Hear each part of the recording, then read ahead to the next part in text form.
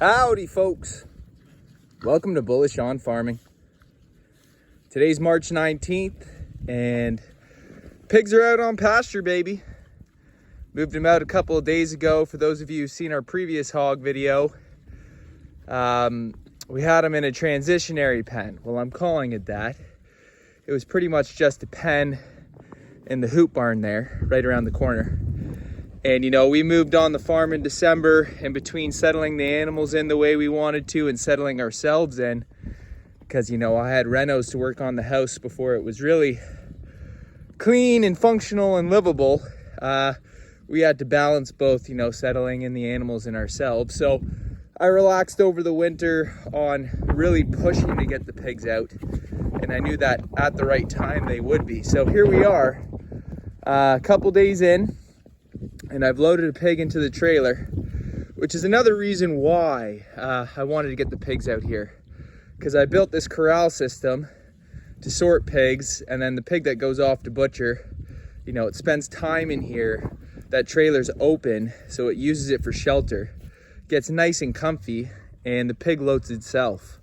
I come in the morning, it's bedded with nice dry straw, it feeds and drinks in there, and I just shut the door.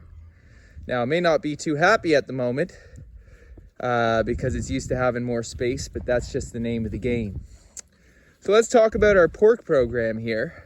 Exciting stuff. And as you can see, there's snow on the ground. The past few weeks have been really mild. It's been more like spring weather. But you know, having the pigs out here is like a breath of fresh air, even if there's snow.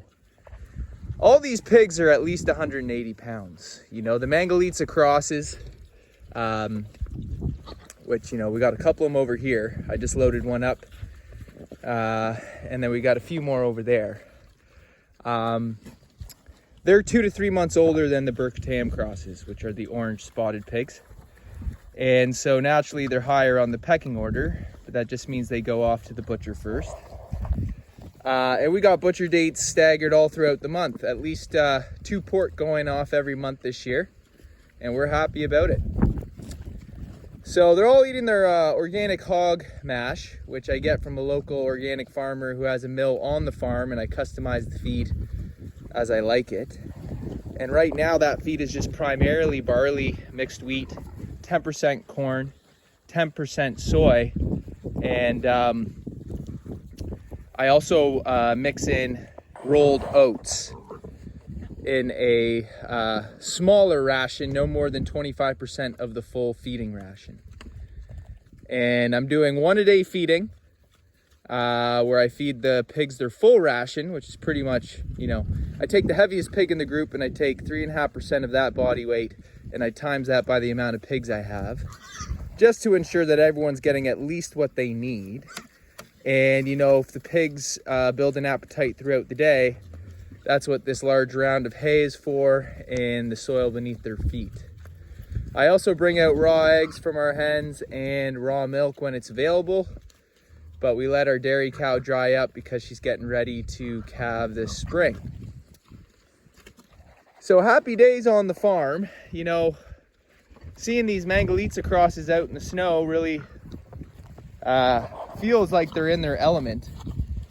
And you know, as long as the pig's got enough fat on it, even all the pigs we run are heritage pigs, so it's not like we got pink pigs here, naked bald pigs. They do have a coat that withstands the weather elements much better. And you know, I came out this morning and the pigs were just burrowed around the hay bale. They weren't even in their shelter. And I built that thing out of old barn doors that's got the siding on it already, so it was easy enough just to lean them together as an A-frame and brace it, and that'll work as a good shelter for this central location. And then I got some boards kind of across over there with an electric line in front. And I should say that, you know, this corral that this paddock that I built with the cedar post, 4-inch woven wire, it's all got electric wire, high tensile, lined all along the perimeter. And that's just to, you know, train the pigs to electric wire A, so when I'm rotating them through the pasture, and I got my electric grid out there, I know that they're going to respect the fences. But B, just so they're not leaning up against the fence and brushing and scratching themselves and causing any funny business that I'd prefer not to. And when it comes to training the pigs, although I did a line and a poly braid on their pen in the hoop barn, this is our training pen moving forward, where I have electric wire just lined on the inside at snout level, just so when I get weaners on the farm, they can train in here. This also serves as the loading corral, as you can see. And I have yet to put in a gate that's going to hinge there and then swing shut that way. So when that gate closes and this gate closes behind it, it can compress a pig into the shelter. Should we ever get into any, funny business where the pig doesn't want to go on. But, the idea is not even to get into that situation. Like I said before, the pig's going to load itself if it's, gotten nice and comfy in here and entering in and out of that trailer on its own accord. I use a skid for a gate here, and right now I just got screws in the side, and I don't know if that's going to be the best thing to do time after time. I might have to get some chains or do something, but anyways, it's going to work for this one, and it's a work in progress. I do have a poly braid wire up over here just to keep the pigs out of 1/3 of this paddock. There's some cleaning up I want to do over there in that back corner. And, just them respecting this fence gives me even more confidence because there's no physical barrier behind it. So when then I'm rotating them through the field, I can count on just using one strand. Now the perimeter will have 2 strand, but just to size out paddocks in the inner fencing of the field, I just want to use 1 strand. There's no reason not to. These pigs don't jump. They got a low center of gravity. They don't want to go over an electric fence. And as long as it's low enough and high enough, you split the difference, where the pig just would feel uncomfortable going under or over that wire, they should respect it, granted that they're trained to electric wire, which is what this pen and this paddock is for before pigs ever go out to pasture. And so I guess that's the benefit of, landing on the farm in December, getting pigs on the farm during a typically dormant season to train them so that when the spring flush comes out, we're ready to just rotate with all of our animals trained and ready to live a forage-based lifestyle and the richness that nature has to offer. So this girl here, we're gonna be keeping back for breeding, this blonde Mangalitsa. And she's a really good looking pig, and we're excited to breed her. I'm gonna look out for a Mangalitsa boar, but I've also thought about maybe getting a Tamworth boar because, the Mangalitsas can take up to 18 months to finish. Now these Mangalitsas are crosses, I should mention. And so they probably finish in about 10 to 12 months.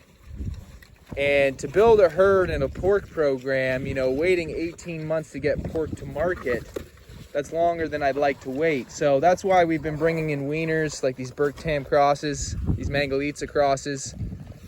You can see this girl here. She's a Tamworth Mangalitsa cross. And she's about 7 months old. So she's about 225, I'd say. And we're aiming for 250 finishing weight, give or take 10 pounds. You can't be perfect when you're sending out pork monthly, but you can do your best. And so, for the next 12 months, we're going to be getting weaners on the farm periodically to fulfill butcher dates. And, we're going to be breeding back 2 of our girls here, this blonde being one of them, and this swallow belly being the other. And that's what we're going to start farrowing out for our homegrown Mangalitsa cross pork. And we're always going to offer, Berkshire, Tamworth pork as well, because like I say, we want to be getting pork to market quicker. And once we sustainably have our pork rolling out consistently, then we may lean more into the Mangalitsa crosses. But everything takes time, so we're balancing having a sustainable business that pays for itself and grows while leaning into those animals that have strong self-preservation qualities, that leverage the land and feed themselves and require less sourcing of feed off the farm. You know, which is why I love cattle and sheep, because you could feed them with sunlight and rain, but because they just eat grass. But the pigs, they get fat on grain. These Mangalitsa's, who are hardy foragers, you know, they say that they need less grain, but they also take longer to grow out. So by the time they fully growed out, would they eat as much or more grain than, say, a Tamworth or a Berkshire? Probably. So we're trying to find the healthy medium, because there's no doubt that there is a distinguishment between the Mangalitsa pork. You know, they call it the Wagyu of pork, and it's got a deeper red color and it looks closer to beef. And because they got hardy coats and they can survive out here, because this paddock section is the permanent winter paddock, or central location where hogs come back for us to sort them and load them for the butcher. You know, I didn't want to be doing that in the field. I wanted an area where I had more control, and especially if you're sending pork out monthly, you need a good sound system. But in the winter time, I don't want to be putting the pigs in the barn. I want them out here. And so, you know, you hear that these Mangalitsa's will farrow in the winter, although I'm sure you won't try to. If it happens, you know that those little woolly piglets can handle it. And, you know, these Mangalitsa's being a lard pig, they can stand the cold weather because they're designed for it. And, you know, their self-preservation qualities haven't been diminished through domestication and being raised, you know, decade after decade in heat-regulated barns, not outside in the elements. I mean, what does a pig need a coat for if you have heat in your barn? It's probably going to do a disservice to the pig. And so that's why I imagine we have a lot of hairless pink pigs that are raised in factory farming. But, you know, that's another conversation. We're talking about pigs on soil today, and we're happy about it. So anyways, folks, hope everything's going well for everyone. I'd like to say thanks for stopping by, and God bless you all. I'll see you on the next one.